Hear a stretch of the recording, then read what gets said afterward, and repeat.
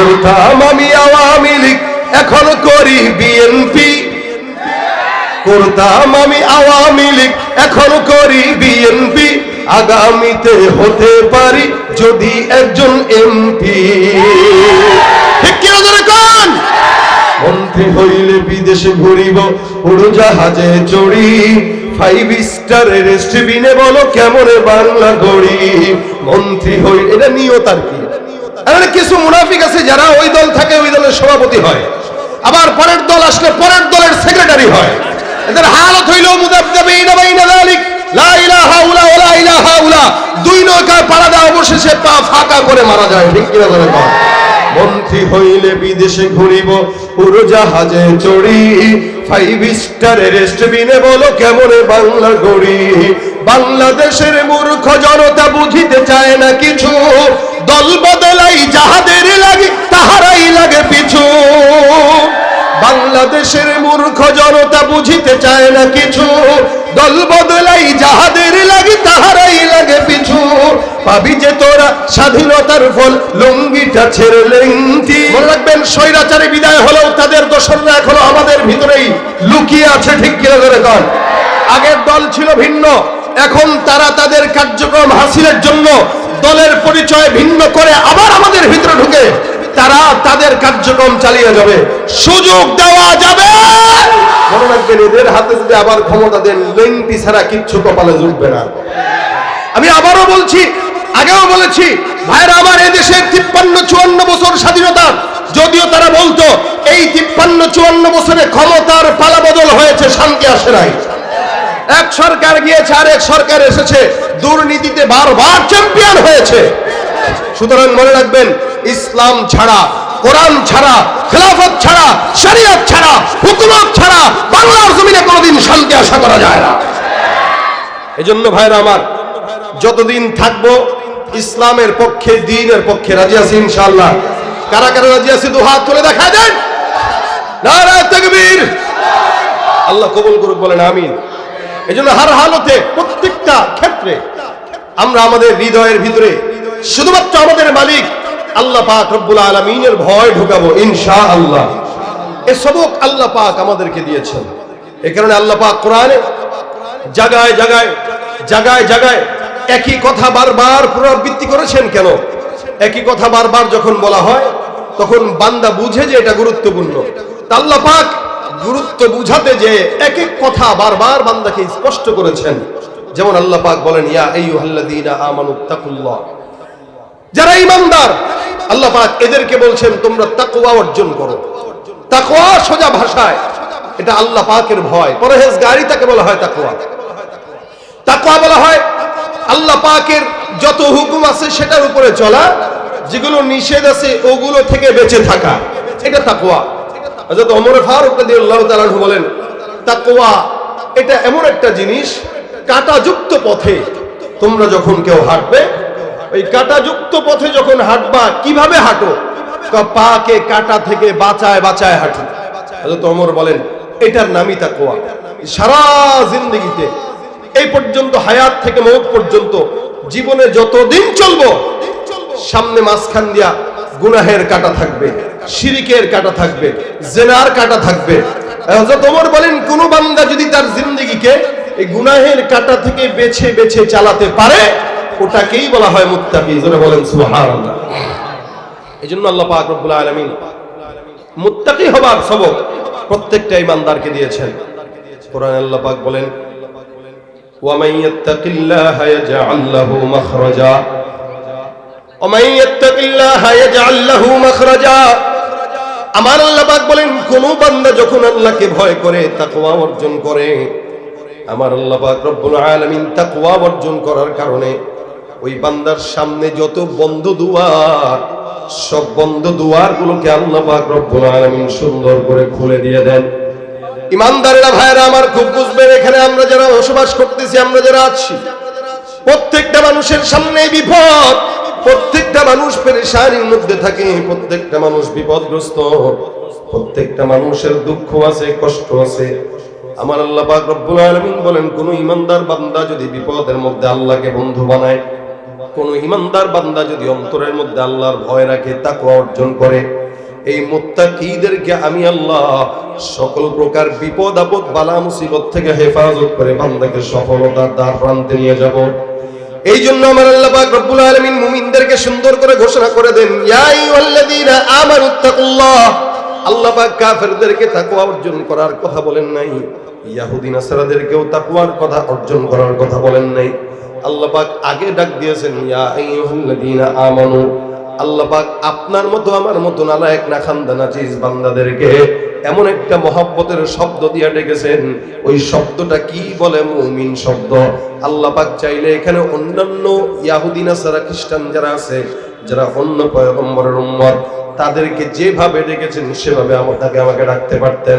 আল্লাহ পাক রব্বুল আলামিন পূর্ববর্তী কিতাবগুলোতে অন্যান্য নবীদের উম্মতদেরকে বলেছেন, ইয়া আইয়ুহাল মিসকিন। কখনো কখনো ফকির, কখনো মিসকিন, কখনো ভিন্ন ভিন্ন নাম দিয়ে ডেকেছেন, নাস শব্দ ব্যবহার করে ডেকেছেন। কিন্তু আপনার মতো আমার মতো আখিরি জামানার পয়গম্বরের উম্মত যারা, আমার আল্লাহ পাক আপনাকে আমাকে এত এত সম্মান দান করলেন, যার কারণে আল্লাহ পাক ইনসানও বলেন নাই, নাসও বলেন নাই, আল্লাহ পাক মিসকিনও বলেন নাই। আপনাকে আমাকে আল্লাহ পাক চমৎকার একটা নাম দিয়ে ডেকেছেন, ইয়া আইয়ুহাল্লাযীনা আমানু, অর্থাৎ হে ঈমানদারের দল। জোরে বলেন সুবহানাল্লাহ। আমার আল্লাহ পাক আপনাকে আমাকে নাম দিয়েছেন কি বলেন? মুমিন। কি দিয়েছেন? আল্লাহ পাক আপনাকে আমাকে মুমিন বলে ডেকেছেন, যার কারণে আল্লাহ পাক মুমিনদেরকেই তাকওয়াবান হইতে বললেন, তাকওয়া মুত্তাকি হইতে বললেন। ঈমানদাররা এমনিই তো মুত্তাকি। আমার আল্লাহ পাক আবার কিতাবের মধ্যে শুরুর আয়াতে বলেন, আল্লাযীনা ইউমিনুনা বিল গায়ব ওয়া ইউকিমুনাস সালাতা ওয়া মিম্মা রাযাকনাহুম ইউনফিকুন। এর আগের আয়াতে আল্লাহ পাক বলেন, যালিকাল কিতাবু লা রাইবা ফিহি হুদাল লিল মুত্তাকিন। এই কোরআনে যা যা কিছু আল্লাহ পাক রব্বুল আলামিন বর্ণনা করেছেন, সব কিছু বান্দার জন্য হেদায়েতের রাস্তা। আর এই কোরআনটাই একমাত্র বান্দাকে মুত্তাকি বানানোর জন্য পথ প্রদর্শন হিসেবে কাজ করে। আপনি আমি এমনিই তো মুমিন, মুমিনরা তো এমনিই মুত্তাকি বলে না। না, মুমিন এক জিনিস, মুত্তাকি এক জিনিস। এখানে আমরা যতগুলো মানুষ আছি সবাই তো নিজেদেরকে ঈমানদার বলে দাবি করি, কিন্তু অনেক বান্দারা আছে যে অধিকাংশই নামাজ আদায় করে না। এমন এমন মানুষ আছে যারা ফজরের নামাজ পড়ে না, এমনকি জুমার দিনেও নামাজ পড়ে না। নিজেকে মুমিন দাবি করে, মুসলমান দাবি করে, জুমার নামাজ আদায় করে না। নিজেকে ঈমানদার দাবি করে, ফজর নাই, জোহর নাই, আসর নাই, মাগরিব নাই, এশা নাই, এরপরও ঈমানদার দাবি করে। আল্লাহ পাক রব্বুল আলামিন বলেন, এই ঈমানদার যতই দাবি করুক না কেন, আমি আল্লাহ ঘোষণা করলাম, ওয়া মিনান নাসি মান ইয়াকুলু আমান্না বিল্লাহি ওয়া বিল ইয়াউমিল আখির ওয়া মা হুম বিমুমিনিন। আল্লাহ পাক রব্বুল আলামিন বলেন, মানুষের মধ্যে এমন একদল বান্দা থাকবে যারা নিজেরা নিজেদেরকে ঈমানদার বলে আল্লাহ পাক রব্বুল আলামিন বলেন তারা দাবি করবে। এরা মানুষকে বলে বেড়াবে আমিও মুমিন, সেও মুমিন। কিন্তু আমার আল্লাহ বলেন, যতই মুমিন দাবি করুক না কেন, আমি আল্লাহ রব্বুল আলামিন বললাম এরা মুমিন নয়, এরা হলো মুনাফিক, এরা বেঈমান। মুমিনের লেবাস লাগায় দেয়, কিন্তু নামাজ নাই, রোজা নাই, হজ নাই, যাকাত নাই, গুনাহ করে, গীবত, শিকায়ত, পরনিন্দা, প্রতিহিংসা। আল্লাহ পাক রব্বুল আলামিন বলেন, এই সমস্ত খারাপ বদগুণ যদি কারোর মধ্যে থাকে, সে মুত্তাকি হতে পারে না। মুত্তাকি বান্দা তো চিন্তা করবে হার হালতে আল্লাহ পাক রব্বুল আলামিন আমাকে দেখে, আপনাকে দেখে। একজন মুত্তাকি বান্দা নামাজের মধ্যে যখন দাঁড়াবে, সে চিন্তা করবে দেখেন আল্লাহ। একজন মুত্তাকি বান্দা যখন গুনাহ করতে যাবে, গোপনে চিন্তা করবে দেখেন আল্লাহ। এ মুসলমান, আল্লাহ পাক রব্বুল আলামিন এটাকেই মুত্তাকি বললেন, যেই মুত্তাকি ইবাদত বন্দেগী যা কিছু আছে প্রত্যেকটা পদক্ষেপে চিন্তা করবে আপনাকে আমাকে দেখেন কে। এ ভাইরা আমার, এই জন্য হাদিসে জিবরিলের মধ্যে রাসূল করিম সাল্লাল্লাহু আলাইহি ওয়াসাল্লামের কাছে জিবরিল ফেরেশতা এসে ডাক দিয়ে বলেন, ইয়া রাসূলুল্লাহ মাল ইহসান। ইহসান কি জিনিস? আল্লাহর নবী ডাক দিয়ে বলতেছেন, আনতা আবুদাল্লাহ কান্নাকা তারা ফাইন লাম তাকুন তারাহু ফাইন্নাহু ইয়ারাক।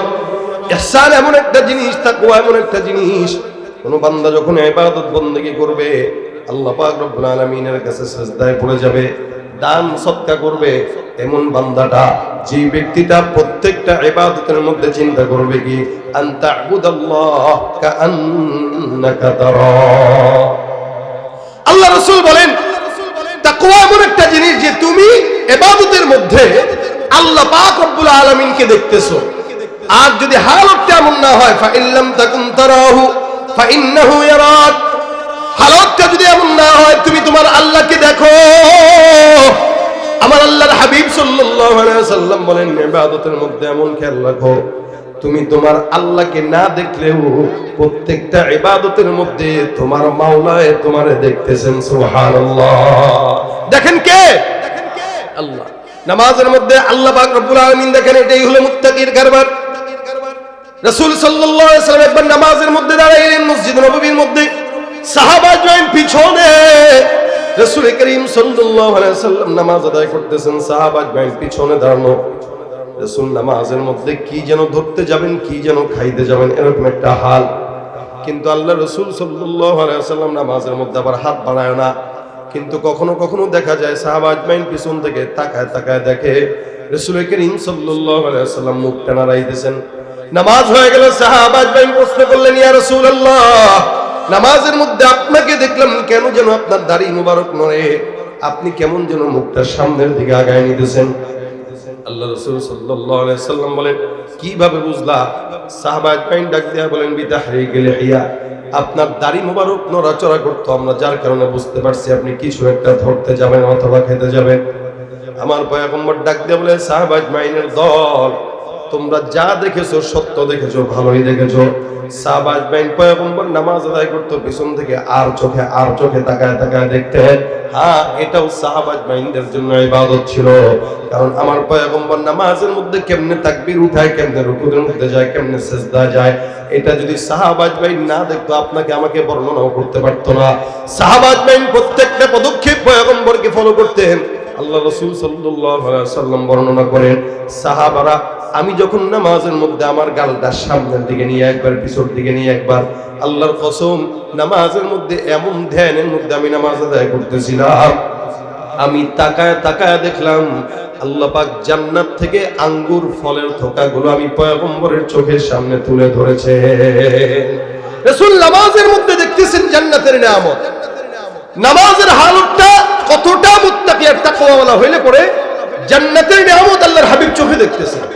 আর আমরা নামাজের মধ্যে তো মসজিদের সামনে যত ক্যালেন্ডার আছে সব ক্যালেন্ডার পড়া হয়ে যায়।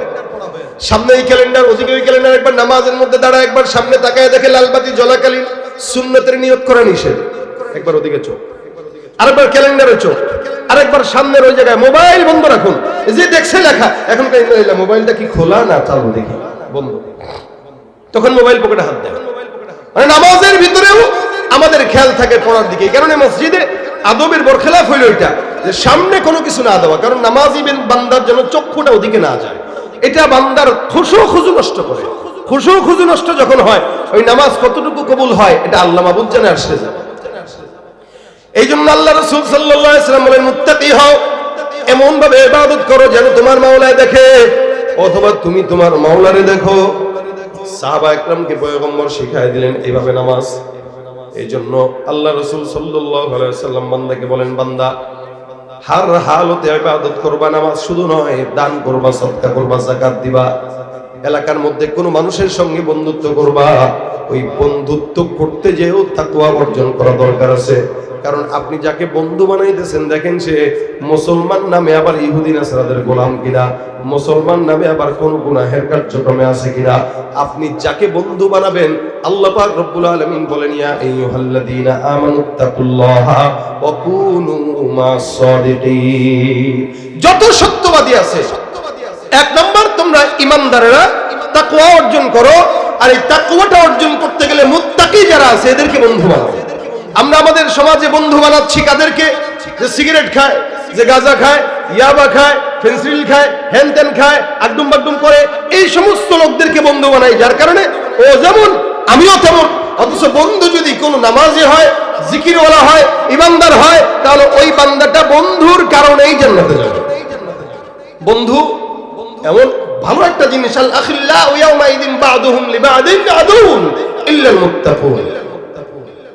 আল্লাহ পাক বলেন বন্ধু তো এরকমই হওয়া দরকার, মুত্তাকি বন্ধু হবে, ইমানদার বন্ধু হবে, নেককার বন্ধু হবে। নেককার আর বদকার বন্ধু হইতে পারে না, মুসলমান হিন্দু বন্ধু হইতে পারে না।